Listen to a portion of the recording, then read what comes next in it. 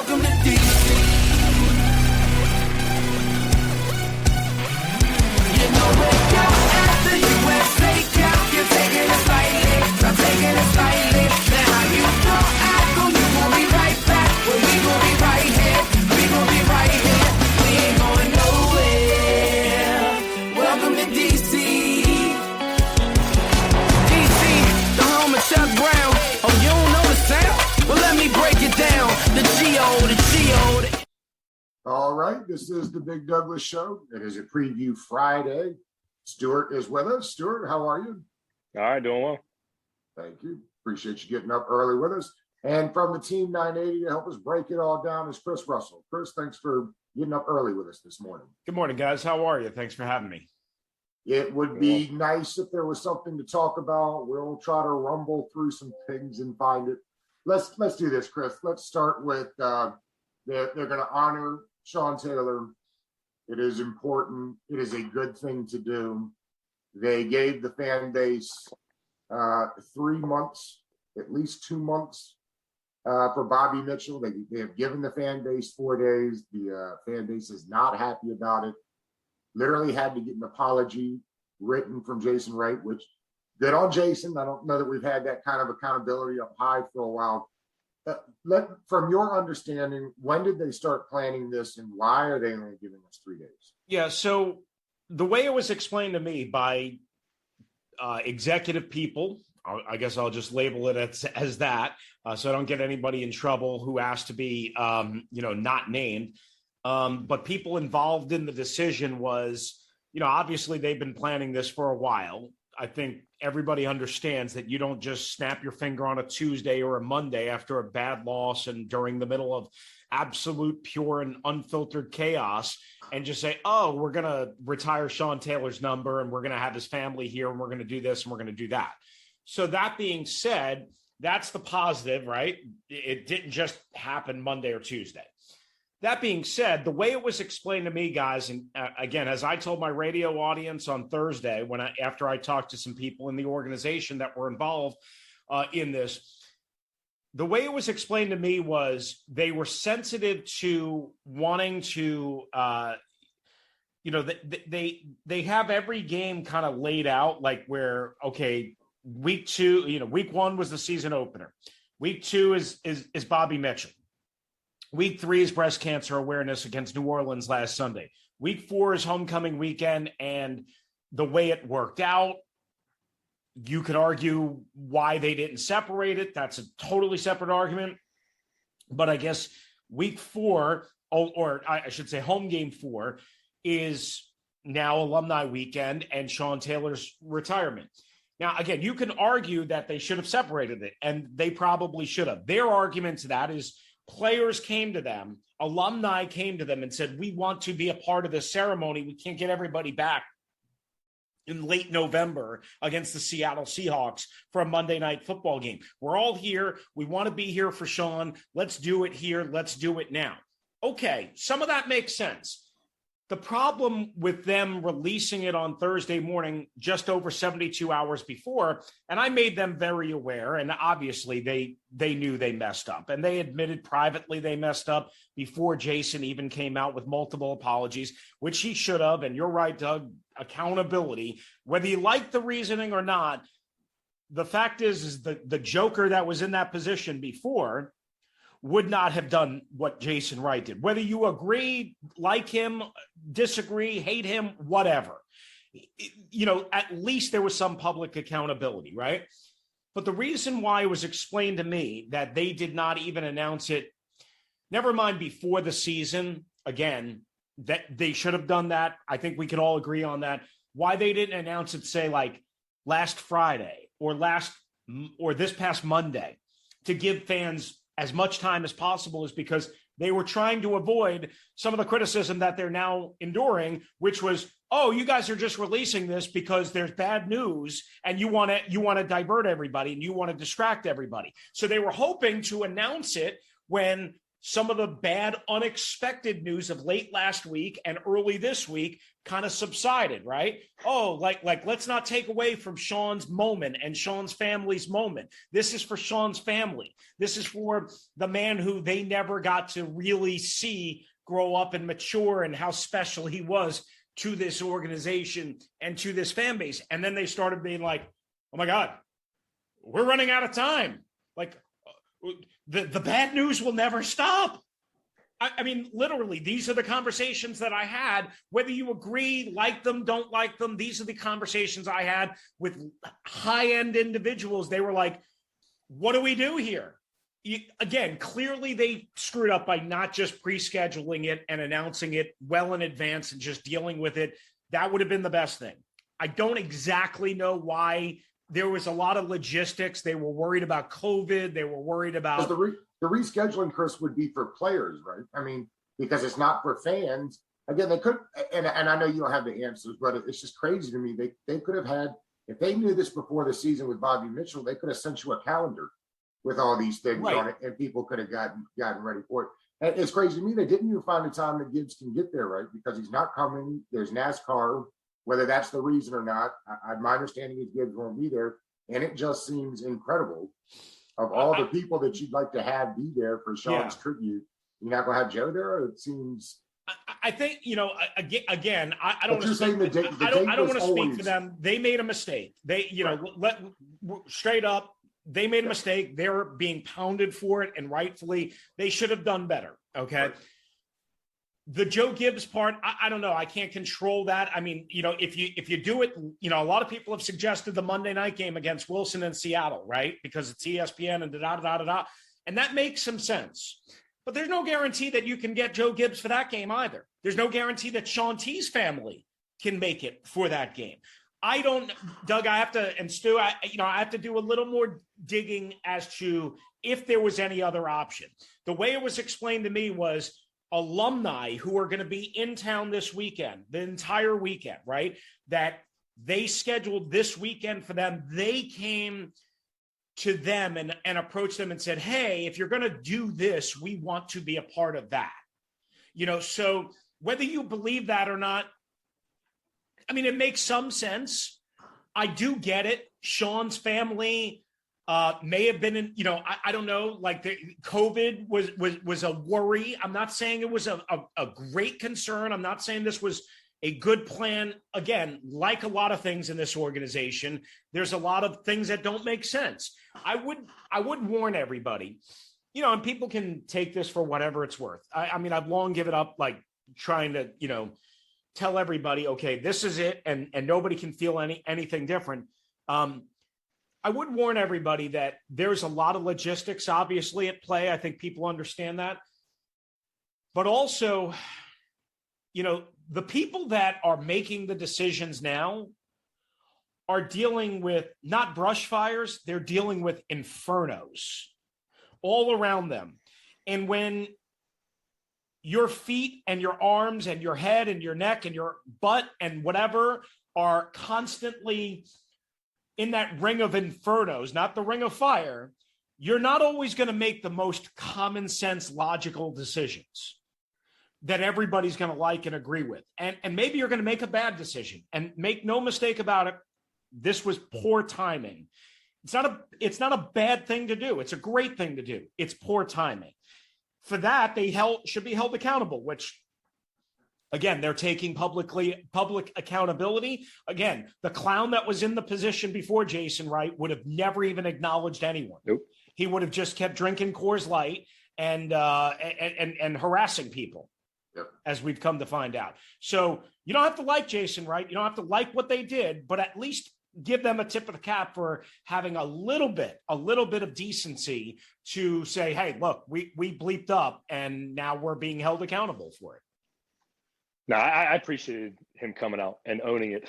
I'm not sure what else you could have done, but you're right. The previous would have done nothing and act like there was nothing done wrong at all. So kudos to Jason Wright. And maybe this is just the inadvertent perception of being unprofessional. But the reality is this is the minor thing that's going on. And that feels so sad. And yet it is. So to not get distracted by this, what in the world? Everything about this organization, they just cannot get away from themselves no matter what they do. And in fact, they get pulled into other organizations' mess. Yeah, I mean, it never stops. It hasn't stopped for the 13 years I've been around. It never will stop. I mean, maybe it'll stop once Dan is not the owner anymore, once Tanya's not in control. But I mean, it's going, unless the NFL evicts them, the ownership's going to the kids, right? The family. So, I mean, who's to say? I mean, if they grew up in the environment in which they grew up, entitled, gold spoon, everything is against us and we're right, you're wrong. Who's to say it's ever going to change until, the NFL removes the family, and they've shown no indication, no desire to do so at this point. Now, listen, there could be more smoking guns. There could be more stuff. I mean, last night I read a long story from, I think it was the New York Times, about Jeff Pash, the NFL general counsel, and Bruce Allen. I mean, who knows what else is out there? I don't know what else is exactly out there. Nobody that I've talked to said, oh, this is out there. This is, so I'm not saying definitely, but we just don't know. Here's the bottom line. It's never going to change, no matter whether it's Ron Rivera, whether it's Jason Wright, whether it's, Santa Claus, whether it's, whoever. Nothing is ever going to change, unfortunately. The chaos, the dysfunction, the dumpster fire that the organization is. You can clean some of it up. You can calm some of it down. You can cool some of it off. But you can never, ever, ever, ever, ever, ever, ever, ever, ever change the tire fire that this organization has become and richly deserves to be under Dan Snyder. Now, that being said, I feel awful for the fans. And, and the fans have spoken loud and clear. They're not coming in the way that they used to come.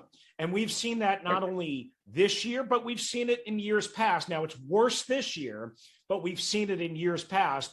And that's the only way they're going to, I guess, change the narrative and speak up and make their voices heard, is by not putting dollars. And it sucks because it hurts Ron, it hurts the players, it hurts Jason and his crew. But the only way fans have a voice is by taking their money out of Dan's wallet. That's it. And the NFL's wallet. It's not just Dan, it's the NFL's wallet as well. My so good friend two questions. Twitter, Colin Dunphy, did a graph. My bad, Stu. It's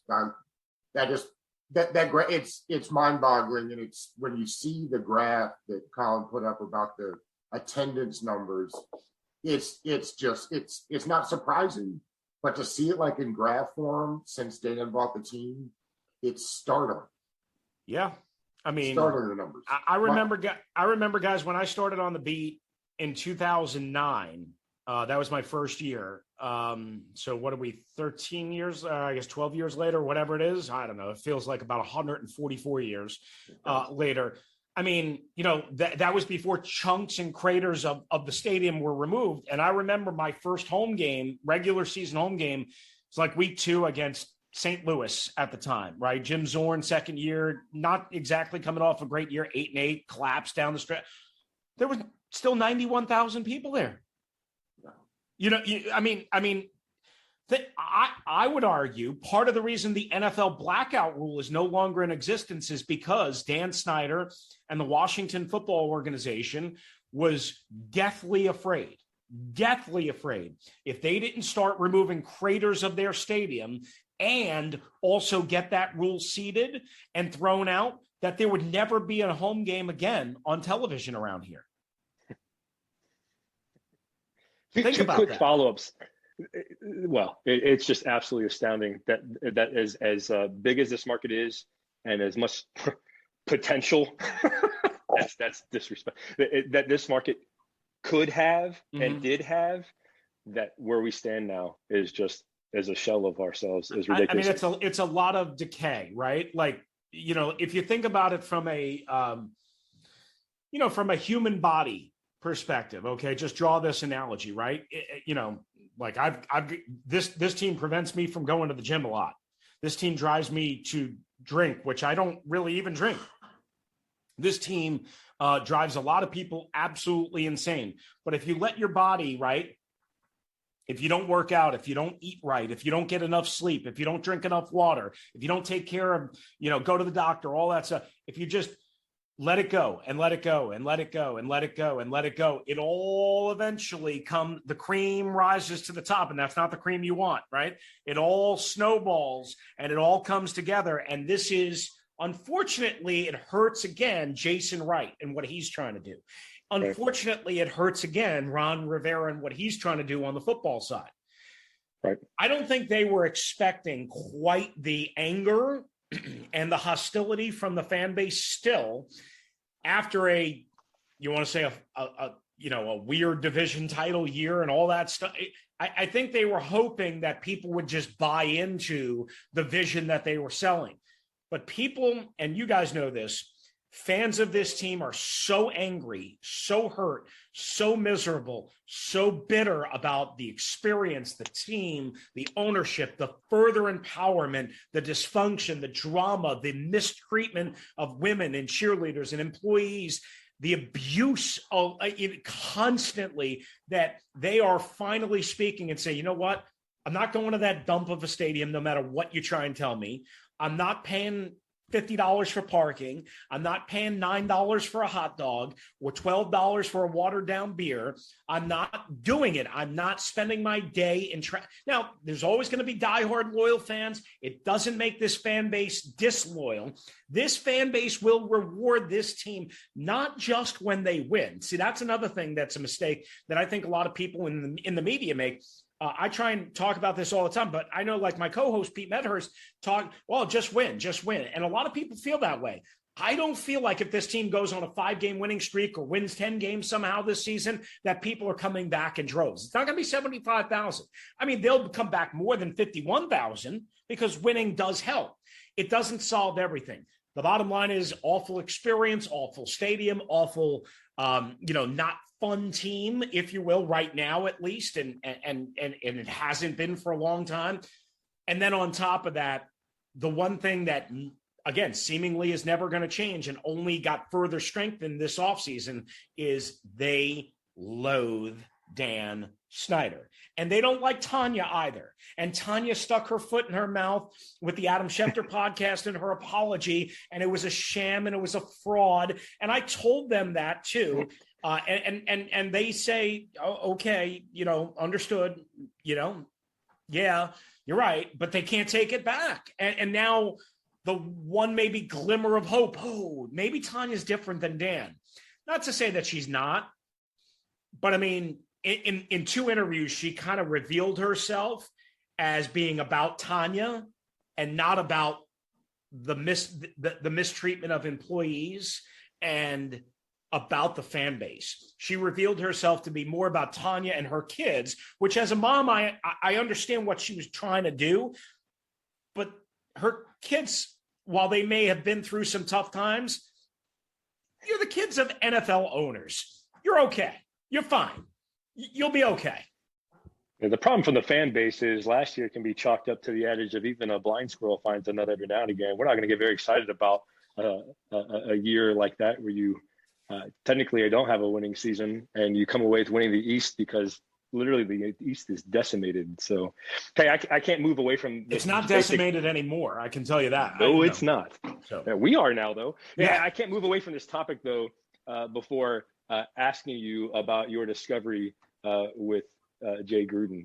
What's your thought about what that means about this report, that the longest tenured coach under the Snyder era was not ever interviewed? Yeah, for me, as I called it immediately on the radio after talking to Jay on Tuesday, I already thought the report was very, very, very, very suspect and poorly done overall. Whoever's fault that was, Wilkinson and her firm, the NFL probably more than Wilkinson and her firm, but she was to blame to some degree too, and I'll explain why in a sec. I already thought it was a sham or very suspect. I already thought it was very suspect. Now I think it's a sham. And maybe that's strong. You cannot do that report under any circumstances and not talk to the head coach for 5.5 years, 5.25 years. You can't do it. You cannot do it. And Jay, listen, I know Jay's trying to stay out of the limelight. Jay's trying to stay, who knows what else, is there. I understand, Jay was like, well, Chris, Pete, I stay in my lane, football coach, I'm really, and and listen, as a head football coach, we all know there's a lot of work to do. And especially when you're the head football coach of a bad franchise or a franchise, there's a lot of things to deal with and clean up. Got it. The notion that Jay Gruden didn't see anything, observe anything, talk to people, know anything, ridiculous. So I would say this. Again, I was already suspect because what I had a problem with was not Beth Wilkinson and her firm agreeing to do the report, but how in the world they as a law firm, as a prominent law firm, did not insist on generating at least an executive summary, if not with detailed points that can be, covered up so that names wouldn't be exposed that were done on a confidential basis. No executive summary, 1 page, 2 page, 3 page, 5 page, whatever it is. And obviously no written report under the guise, and it's a semi-legitimate guise of, well, we didn't want to expose people. We didn't want to put people in. Got it. I understand what you're trying to do. You can work around it. The NFL clearly did not want a written report because they didn't want a written report over 100 pages of written report for Deflategate. Yeah. Well, it was. I think it was like 200. I think it was like 283 or whatever it was. Sure. But if you notice, they didn't do this. A written report about Jerry Richardson down in Carolina either. Again, not an exactly similar situation, but again, owner, some sexual misbehavior, misconduct, whatever you want to call it, insult, making people hostile workplace, all that. They didn't do a written report about that. Deflategate, we can do, aeronautics and, NASA and all this stuff. But no, we cannot, if we're going to make Tom Brady look bad or Bill Belichick look bad, we can't make Robert Kraft look bad, one. And we can't make Jerry Richardson look bad. We can't make Dan Snyder look any worse than Dan Snyder already looked. So, the bottom line is I was very disappointed in Beth Wilkinson that she agreed to continue with the investigation and did not insist on an executive summary or written report or whatever. Who knows what she's got written down or stored in her office? That's a whole different deal. But I'm talking about a written report generated to the public, to the NFL, what have you, one. And two, how in the world do you not interview Jay Gruden? And if they didn't interview Jay Gruden, they probably didn't interview Mike Shanahan. They probably didn't interview Sean McVay or Joe Barry or Jim Haslett. I'm not saying I'm anything important, but guys, I was embedded in that building for 5 years, 275 days a year. You know what I saw? I saw a lot of things. You know who I talked to? I talked to a lot of people. Never once did they ask, question, send a questionnaire, nothing. And if you believe Jay, they never even asked. Not that Jay refused. They never even asked. If you believe Jay. There is a game on Sunday. We'll spend a little bit of time. We'll spend a little bit of time talking to you because I don't want to take up your whole day, which I easily could do. But I am curious about this now, and I'll duck and run for cover after I ask it. It is amazing. I've never seen anything like the blind love for Sean Taylor, and I get it because of the circumstances. But realistically, if he'd have been the best safety that Washington had ever had, and went to the Hall of Fame, if he just finishes his career and retires as a Redskin, I'd suggest that there were 3 or 4 guys in line to have their numbers retired first. Do you find it interesting? I mean, when Darrell Green was on this team, you know what I mean? Jeff Theismann was on this team. I find it amazing. I find it amazing before they retired Bobby Mitchell, and of course they waited until he died, that there was only one player in the, at that point, 80, what was it, 80, before they decided Bobby Mitchell, 88-year history or whatever of the franchise, 88 and a half year, like one. Right. And then you like the organization would not give Bobby Mitchell the general manager position. He wanted it desperately. He earned it. I would say. And he was disenchanted with the franchise, and then they never, all the people that they put in the Ring of Fame, Ring of Honor, whatever the hell it's called, at FedEx Field, they waited until the guy was dead. Sean Taylor's unfortunately been dead for 14 years. What have you been waiting for? Now you say Joe Theismann. I mean, clearly there's a lot of guys that you can on. I know they don't want to retire every number because of the NFL weird wonk. And that's part of the reason why the NFL relented on, on some of the new numbers rules, right? I get it. I understand that. But nobody was ever going to, and nobody should ever wear number 21 again. Correct. Nobody should wear number 49 again. And that was true when Bobby Mitchell was alive. That was true right after Sean Taylor was murdered. That was true 5 years ago. Nobody should wear these numbers again. Now, Joe Theismann and Gerald Green, listen, of course, Gerald Green should. Joe, I mean, I don't like. I understand the argument against or not doing Joe because Joe won one of the Super Bowls. He didn't win all three. There was, well, if you do Joe, then how could you not do Doug and how could you not do Rip? That's so I get that a little bit more. There's only one Darryl Green. There's only one Darryl Green. That number should be retired. There was only one Sean Taylor. That number should be, and rightfully finally is. There was only one Bobby Mitchell. Historical for not only this franchise, but the NFL. That number should have been long retired before he passed. This organization, guys, thinks about things in a weird sort of way, and this led to the controversy yesterday that it 2 and 2 doesn't always equal 4 around here. Okay.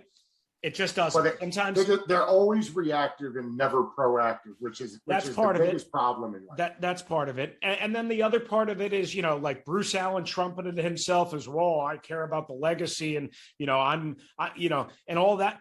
Bruce Allen cared about one thing, Bruce Allen. That's it. That's it. And I don't even know how much he cared about Dan Snyder, because ultimately in the end, his job was to protect Dan Snyder and shield Dan Snyder and make Dan Snyder look better. And he miserably failed. So, I mean, again, we could sit here and talk about all of these problems. I mean, I wouldn't, me personally, and I'm not trying to be mean to Joe, I wouldn't retire Joe's number. I wouldn't have let Dwayne Haskins pull the nonsense that he did. Well, that's the only reason I brought up Theismann. Yeah. Music. You got to ask him to wear the number, then just retire. And I get that. Here's what I would say. I wouldn't retire the number just because, again, it's not fair maybe to Doug and not fair to Rip and maybe others. I wouldn't retire the number, but don't put that decision on Joe. Right. I mean, if anybody ever asks again, you give them the double middle finger salute and you kick to the onions and you say, shut up and go away. Find another number. Well, let's get to some on the field stuff while we gotten here. What is it looking like for Cosmi? I know it's an ankle, but I have yet to hear anybody say whether this is a long-term thing, a short-term thing. I mean, we don't know because not playing this weekend. We don't know because Ron won't give any information, and Ron's the one voice, and they don't have, as we know, a head athletic trainer or an assistant head athletic trainer because they were. Which that feels like a million years ago. Yeah, that was a lot of moons ago, i.e., a week and a half ago. So we just don't know the severity of it. I mean, we don't know if it's a high ankle sprain, low ankle sprain. We don't know if it's a broken ankle. We just don't know. My guess would be he's certainly not going to play this week. That would be my strong feeling, hunch, whatever. As we record this, I guess we'll find out officially in about 2 hours. So maybe that'll change, but I doubt it. I wouldn't expect to see Cosmi next week, but maybe. And when you look at Cosmi and Sheriff together, that's obviously a blow. I don't feel like it's doomsday scenario with Wes Schweitzer and Cornelius Lucas playing. Me neither. I don't feel it's doomsday, but obviously you'd like as many bodies as you can, because what happens if something happens to one of those guys? Right. I would say this, like, if it really depends, like Frank Clark and Chris Jones. Now, Jones missed practice on Wednesday. They've both been banged up. I mean, if they're both playing on Sunday, and we don't know that yet, that's going to be a really, really, really difficult matchup, but it would be a really difficult matchup for Leno and Cosmi, just like it's going to be for Leno and Lucas. Yeah. I mean, so those two guys are beasts. Those two guys are animals, right? If they're both playing. Again, I don't even know if Cosme and Sheriff were there, if that would, maybe it would help a little bit. But if those two guys are playing, you're going to be in some trouble anyway along the offensive line, which means you got to get the ball out of Taylor Heineke's hands quicker, more 3-step drops, 1-step pivot drops, get the ball out in the flat, screens, quick stuff, that type of thing. You can't have longer developing routes until you start to hit some of that underneath stuff and get him into a rhythm. That's one thing that I want to see on Sunday is I want you to come out and get Taylor Heineke early into a rhythm so that you're not playing from behind. This team has only scored 9 points in the first quarter of all 5 games combined, and 6 of them happened last week. You got to execute obviously better in the red zone, no turnovers, but get him into a rhythm. Come out in tempo if you can, come out. It doesn't have to be 9 plays of tempo. Come out in 2 or 3 plays of tempo, quick. It doesn't have to be no huddle, but quick. Ball out of his hands. Don't let him scramble and run around and try and be Houdini. Don't always go 7-step drop, play action, all of that stuff. It's very simple, guys. I think we make this game harder, and it's a hard game, but it's also a simple game. Get the damn ball out of the quarterback's hands, get it to Terry McLaurin, get it to Curtis Samuel if he's around, get it to DeAndre Carter, get it to John Bates. I guess that's the only tight end left standing at this point.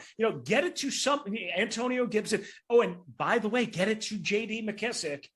He's more than capable, and get it out of the quarterback's hands, get it out of the offensive lineman's realm of responsibility, and try and do that so that you get your quarterback into a rhythm, you develop his confidence, you don't make him constantly late. I mean, guys, if a dummy like me, and I know everybody's hopped on it, but I could see it from the press box, from our terrible vantage point at FedEx Field. I've just watched enough football. I don't see everything. I don't know everything. If a dummy like me can see constantly how late he is, and this was really against the Giants and Atlanta and Buffalo, if a dummy like me can see that, of course the coaches can see it. And Taylor knew it. He came in Wednesday. He's like, I'm pissed off. I was late. I was this, I was that.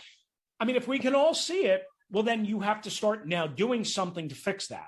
And one of the ways that I think you can fix that is getting him into an early rhythm and getting the ball out of his hands. So less thinking, more doing. So 2 questions. Who else should we expect to be out this game? And then in regards to somebody who's definitely out, but we are all eager to get back in, any word on Fitzpatrick? I mean, I know he's shelled for a couple more weeks, but is there any word on how his recovery is coming along? As far as I know, he's fine. Ron was asked, I think, a couple of times, once last week and once this week, I believe, if I had the timing right, how he's doing. Oh, he's around. He's moving around fine, but 6 to 8 weeks is 6 to 8 weeks. So presumably he's not going to be back maybe for that final game before the bye against Denver, maybe. But he's going to take, he's going to need a week and a half, 2 weeks or whatever of practice, right? So until we see him on the practice field, it's not even really a debate to have. I would say he's not going to be back minimum until the Tampa Bay game after the bye, but that's a whole nother story. As far as this week, I mean, I think we just, Cosme and Sheriff probably won't be there. We know Logan Thomas already. I don't know about Sammis Reyes. He was on the practice field early yesterday, had to be pulled off, back injury. Don't know what's going on there. Curtis Samuel, if he plays, he's going to be on a pitch count, right? And we don't know if that thing's going to tighten up. De'Ami Brown looks like he might be back. Antonio Gibson should be fine. Am I forgetting anybody big? Cam Sims, he hasn't practiced yet. Again, maybe that changes, but, so they're going to have to look, Terry McLaurin's not going against Marcus Lattimore this week. He's not. So, right. But again, I would not mess while they don't have Marcus Lattimore. Excuse me, guys.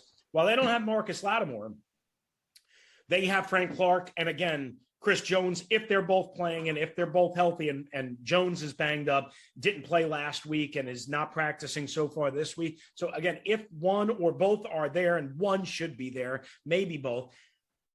That's your Marcus Lattimore in this matchup, if that makes sense. Marcus Lattimore kind of put a blanket over Terry McLaurin. The late stuff didn't help. All of that. I'm not saying it was Terry's fault. I'm not saying it was all Heineke's fault. But if you don't have that, you have this as your challenge this week. Get the ball out of Heineke's hands quickly.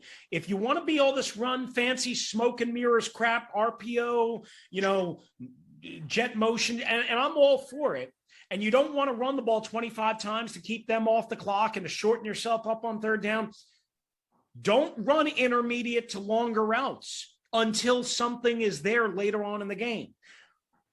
Open it up by getting him into a rhythm and getting the ball to your limited amount of playmakers in space and letting them try and break a tackle and make somebody miss. Put less pressure on the quarterback, less pressure on the offensive line, more tempo, more rhythm, take advantage of the fact that they have a horrible defense and neutralize or try and neutralize their dominant pass rushers like opponents have done to the Washington football team. Chris, we've kept you late, so let's wrap with this. The other thing that is driving Washington fans crazy is the secondary. It's a brand new secondary. I get this. I've said this for a while now. The boundary corners are both different. Safeties are both different compared to what they were last year when the defense was humming. Everybody wants more press man. They told us they were going to give us more press man with the 2 press man corners. I think we're at 22% on the year. Jamin Davis is not what coaching staff, I guess, wanted. He's not what the fans want as far as he got 5 snaps. St. Jude's got 5 snaps. I think it's frustrating people now that Ron Rivera keeps telling us we're on a youth movement and year 2 of a rebuild. In my mind, that means play the young kids. What are they saying? What do you see as far as that's concerned? Yeah, I mean, some of the messaging is mixed, Doug. I mean, and I think part of the problem is Ron, Ron does 2 radio interviews. Ron does 4 press conferences a week. Ron is largely, the primary voice of the, not that nobody else speaks, but he's the primary voice of the organization. And sometimes Ron, I think, talks himself into things. And then when people take him truthfully and literally, and they're like, wait a second, that doesn't match up. And maybe they didn't care this much in Carolina. Maybe they didn't figure this out in Carolina. I don't know. But I think sometimes the messaging looks poor or bad or whatever. That being said, they should, look, I really thought they were going to be much more man this year than obviously they have. I really thought they weren't. I knew in talking to people that was their intention. I think the problem has been, we don't trust our guys in man coverage.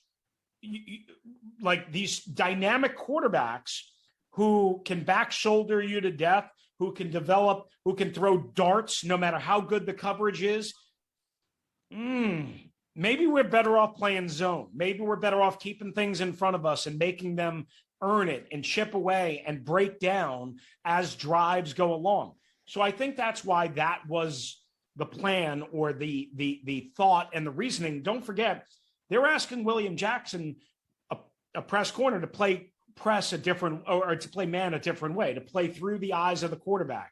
Not to always have his back turned and to then have to locate the ball, right? So he's struggled with that, missed a lot of time in training camp, preseason, so on and so forth.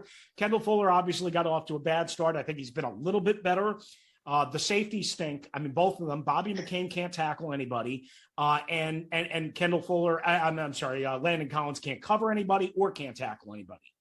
I would bring up Jeremy Reeves, whether it's practice, the game day elevation thing, or whether it's to get him up on the roster. I would give DeShazier Everett a shot. I would do any more Cam Curl. And I know he's not perfect, but Cam, he's not a free safety, at least at this level. But Cam is better on walk down tight ends and, the short box stuff than Landon Collins or Bobby McCain is. Somebody suggested to me, hey, how about Bobby McCain moving from free safety full-time to slot corner, where he had a good year with Miami, and put Kendall Fuller back full-time at free safety? Look, whatever they want to do, however I'm all for change at this point because whatever you're doing now hasn't worked. And that's not to say that they haven't changed. I mean, obviously they've gone to more 5 defensive linemen, which we saw at times in training camp and made sense. Deeper, more talent. You want to get your best players on the field. More 5 defensive linemen, more 5 secondary. The problem is all 5 guys in the secondary largely have stunk. Right. So if you have 5 defensive linemen and 5 defensive backs and 1 linebacker, because we know the linebackers have stunk, well, the 5 defensive backs have stunk too. Outside of, in my opinion, Cam Curl. And I'm not saying Cam Curl has been great, but Cam and St. Juice, I don't think they've stunk. Have they been good? Probably not. I mean, not good enough, but they haven't stunk. The other guys have stunk. McCain, Collins, Fuller and William Jackson III. They haven't been good. It's all there is to it. What the reasonings are, different reasons, obviously, but they haven't been good. So if you're going to play a 5-1-5 type of situation primarily, well, that's great. You got to have the 5 on the back end play at a lot higher level, and they don't have that right now. So at this point, you don't fire Jack Del Rio. You don't fire Chris Harris, who's highly regarded around the league and interviewed for DC jobs. You don't fire just to fire. You don't completely change the scheme. Remember, Washington football fans spent 10 years bitching and moaning that the 4-3 was going to be better than the 3-4. Okay, how's that working out for you? How do you like them apples? It's about player execution. And until they get better communication and better player execution on the back end, this team's not going anywhere. This defense not getting dramatically better. They got a little bit better in some spots against New Orleans, and yet still yielded all the explosive plays. And now that's been a real problem the last 2 weeks. That was a major problem last year, guys, the big explosive plays, but they kept everything outside of those. They kept a lot of things in front of them, and they got off the field on 3rd down. This year it was, we're getting nickel and dime. We're not giving up big explosive plays. Great. And now the last 2 weeks, they're giving up big explosive plays, and they've gotten a little bit better at defending the nickel and dime stuff and 3rd downs. So now it's trying to find that happy marriage, that happy medium. Well, let's not forget, not only do we basically have new personnel on the back end this year, but last year, I mean, honestly, if we're honest, was basically a mirage. We were playing against terrible quarterbacks. And not only were we playing against better quarterbacks this year, we're actually playing against a string of great quarterbacks this year. In fact, it's only going to get worse. So maybe the fact is that this defense is way more behind than what we thought it was. Well, listen, Ron knew that. Ron said day one of the offseason. The offseason was 13 hours old, I think. The body was still cold. And he said, look, guys, we have a first place schedule and a gauntlet of quarterbacks, something, to that, right? Again, 12 hours, 13. I asked him right off, about what changes were ahead. And, he talked about needing, to find an additional quarterback situation, which they did.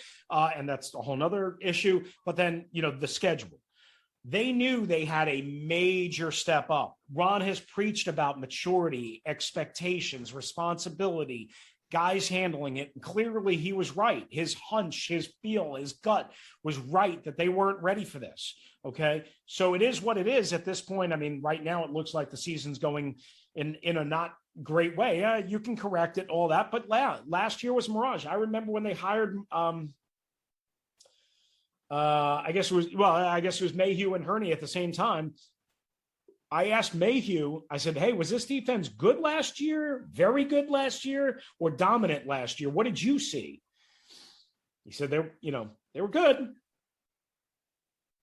They weren't dominant. They weren't, something to that effect. I mean, he knew, Ron knew, everyone should have known what they didn't face last year, why those numbers were so artificially inflated. Everyone knew. And now we really know, but they got to fix. I mean, nobody feels bad for them. Nobody's changing the schedule. Hopefully those 5 divisional games at the end of the year, guys, will mean something to, somebody other than them, whether it's a bare flicker of hope or not. Hopefully they will mean something. Otherwise, FedEx Field is going to be, for the Philly and Dallas game, is going to be completely run over, and 90% Cowboys and maybe 80% Eagles fans. And we're going to be talking about the same old dysfunctional drama, and who knows what's to come this offseason. This offseason is going to be one of change on the field and certainly inside the building. So, no matter how I think this season winds up. So, there's always going to be a lot of, like we said, brush fires, and then how hot do they get, and do they turn into a raging inferno, and how often does that happen? His name is Chris Russell. He and Pete Medhurst are on the T980 every day from 3 to 7. Chris, you gave us way more time than we should have asked from you. Could have done this all day. Really appreciate it. You guys got it. No problem. I appreciate you having me. Have a great weekend.